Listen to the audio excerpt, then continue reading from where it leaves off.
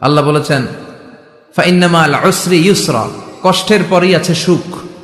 কষ্টের পরেই আছে সুখ। আমাদের জীবনে সুখ বেশি, কষ্ট কম। কয়দিন না খেয়েছিলাম, কয়দিন বিপদে পড়ছি, কয়দিন ডাকাইতে ধরছে, এক মাসের মধ্যে অসুস্থ থাকি কয়দিন আর সুস্থ থাকি কয়দিন, এটা হিসাব করে না। অসুস্থ যে ছিল খালি এটা খেয়াল রাখে, আছে না নাই? তার মানে ইন্নামা আল উসরি ইউসরা, দুঃখের পরে আছে সুখ, মোটিভেশন। প্রাণটা আবার উদ্বেলিত হয়ে ওঠে, তাই তো আসলে তো দুঃখের পরে সুখ। এজন্য কষ্ট যখন পাবেন, অসুস্থ যখন হবেন, ওইখানেও আনন্দ করবেন, কারণ সামনে আরাম আসতেছে। সুবহানাল্লাহ পড়েন। মুমিনের হারাবার কিছু নাই, দুঃখ পাওয়ার কিছু নাই। মুমিন অসুস্থ হলে অসুস্থতার মাধ্যমে, তার রোগের মাধ্যমে তার গুনাহ ঝরে যায়, সে আল্লাহর কাছে প্রিয় হয়ে ওঠে। তা আমাদেরকে কেউ হারাইতে পারে? কথা বলেন, আমাদের কেউ ভয় দেখাইতে পারে?